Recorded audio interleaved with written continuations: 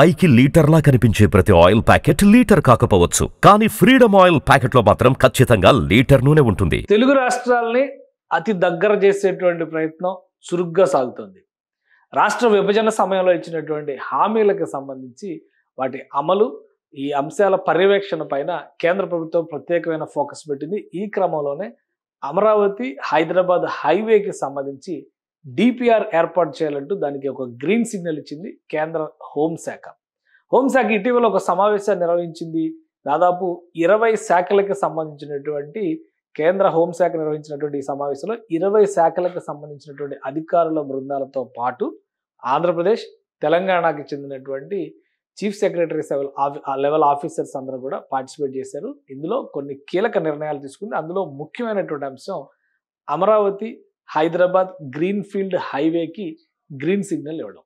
So ఈ హైవేకి సంబంధించి ఏర్పాటుని ఒక డిపిఆర్ రూపంలో, డీటెయిల్డ్ ప్రాజెక్ట్ రిపోర్ట్ రూపంలో సమర్పించాల్సి ఉంటుంది. దానికి అయ్యేటువంటి ఖర్చు, మార్గము, భూసేకరణకు సంబంధించినటువంటి అంశాలు, పరిహారం చెల్లింపులు, వీటన్నిటితో కూడినటువంటి ఒక సమగ్ర నివేదికను ఇవ్వాల్సిన అవసరం ఉంటుంది.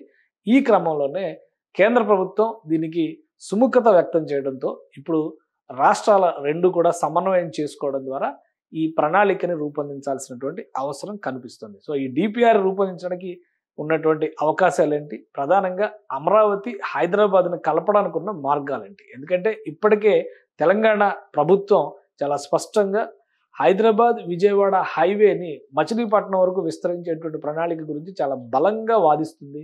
ఎందుకంటే మచిలీపట్నం పోర్టుని తెలంగాణ ప్రభుత్వం వినియోగించుకోవడానికి సుముఖత వ్యక్తం చేస్తుంది. అదే క్రమంలో అమరావతి హైదరాబాద్ కనెక్టివిటీ రావడం వల్ల కలిగే ప్రయోజనాలు ఏంటి, దాన్ని కూడా ఒకసారి విశ్లేషించేటువంటి ప్రయత్నం చేద్దాం. ప్రస్తుతం ఆంధ్రప్రదేశ్కి ఉన్నటువంటి డిస్టెన్స్ వైజ్గా చూస్తే ఆంధ్రప్రదేశ్ నుంచి తెలంగాణలో ఉన్నటువంటి మార్గాలు, తెలంగాణ నుంచి ఆంధ్రప్రదేశ్కి ఉన్నటువంటి మార్గాలు, రెండు రాష్ట్రాల రాజధానుల్ని కలిపేటువంటి క్రమంలో విజయవాడ చాలా కీలకమైనటువంటి పాత్ర పోషిస్తుంది. ఏ రకంగా చూసినా కానీ ఈ రెండింటికి సంబంధించినటువంటి రహదారి వ్యవస్థని మనం అర్థం చేసుకునేటువంటి అవకాశం ఉంది. ఈ రహదారి వ్యవస్థ పూర్తి స్థాయిలో రెండు రాష్ట్రాలకి దాదాపు 300 కిలోమీటర్స్ డిస్టెన్స్ చూపిస్తున్నటువంటి వ్యవస్థగా గుర్తించాలి. అందులో విజయవాడ నగరం నుంచే ఈ ప్రయాణాలన్నీ కూడా సాధారణంగా సాగేటువంటి అవకాశం ఉంటుంది. అలానే మరొక ముఖ్యమైనటువంటి అంశం ఏంటంటే NH65 ఈ గతంలో దీన్ని NH9 అనేవాళ్ళు. సో ఈ రహదారి జాతీయ రహదారిది. ఈ జాతీయ రహదారి విజయవాడ హైదరాబాద్ మధ్య ఉన్నటువంటి జాతీయ రహదారి.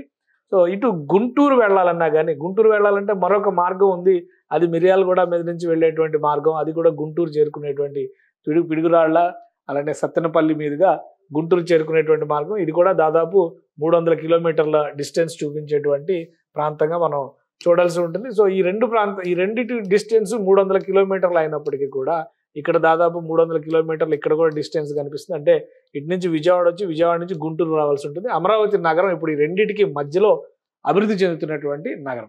సో దీన్ని దృష్టిలో పెట్టుకొని కేంద్ర ప్రభుత్వం ప్రత్యేకంగా దీనికి సంబంధించినటువంటి డిపిఆర్ని రూపొందించాల్సిందిగా సూచనలు చేసింది. ఈ డిపిఆర్ రూపకల్పనకు సంబంధించినటువంటి విధి విధానాలన్నీ కూడా రెండు రాష్ట్రాలకు సంబంధించినటువంటి అధికారులు సమన్వయంతో చేయాల్సినటువంటి అవసరం ఉంటుంది. అమరావతి ఆంధ్రప్రదేశ్ సంబంధించినటువంటి టోటల్ రోడ్ నెట్వర్క్కి సంబంధించిన మ్యాప్గా దీన్ని మనం చూడాల్సి ఉంటుంది. సో ఇది ఔటర్ రింగ్ రోడ్డుకి సంబంధించి రూపొందించింది. ఇందులో వివిధ మార్గాల్లో రవాణా వ్యవస్థలకు సంబంధించినటువంటి ప్రతిపాదనలు కూడా ఉన్నాయి.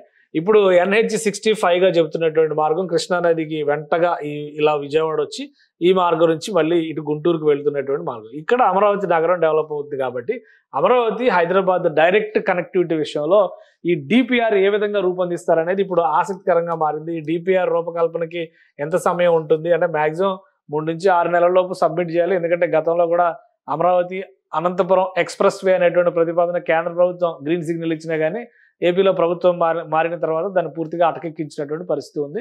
కాబట్టి ఇప్పుడు రెండు వైపులా కూడా డబుల్ ఇంజిన్ సర్కార్ ఏపీలో కేంద్రంలో నడుస్తుంది. కాబట్టి వీళ్ళనంత వేగంగా ఈ డిపిఆర్ని సబ్మిట్ చేస్తే కనుక కేంద్రం ఇచ్చేటువంటి గ్రీన్ సిగ్నల్ అప్రూవల్స్ ఆధారంగా దీన్ని వెంటనే పనులు ప్రారంభించడానికి అవకాశం ఉండొచ్చు. ఎందుకంటే ఎక్కువ భాగం హైదరాబాద్ నుంచి వచ్చేటువంటి మార్గాలు ఏ విధంగా చూసినా కానీ ఇటు మిర్యాలగూడ లేదంటే కోదాడ వైపు, సూర్యాపేట వైపు నుంచి వచ్చేటువంటి మార్గాలు మాత్రమే ఉంటాయి. సో ఇక్కడ కృష్ణానదిని ఎక్కడ క్రాస్ చేయాలనేది చాలా ముఖ్యమైనటువంటి అంశం అవుతుంది. అలానే ఔటర్ రింగ్ రోడ్డు నిర్మాణానికి సంబంధించినటువంటి ప్రణాళికను రూపొందించారు. కాబట్టి దాదాపు ఔటర్ రింగ్ రోడ్డు దగ్గరే మున్నలూరు ప్రాంతంలో ఈ నేషనల్ హైవే కనెక్టివిటీ చేసేటువంటి అవకాశం ఉండొచ్చు. దాన్ని డైరెక్ట్గా అమరావతిలోకి తీసుకొచ్చేటువంటి అవకాశం ఉండదు. దీనివల్ల దాదాపుగా ఒక 50 నుంచి 70 కిలోమీటర్ల డిస్టెన్స్ తగ్గుతుంది. ఇటువైపు ఈ డిస్టెన్స్తో పోల్చి చూసినప్పుడు దాదాపు 80 కిలోమీటర్ల వరకు కలిసి వచ్చేటువంటి అవకాశం ఉంటుంది. అంటే అమరావతి హైదరాబాద్ మధ్య ప్రయాణ దూరం చాలా వరకు తగ్గేటువంటి ఛాన్సెస్ ఉంటాయి.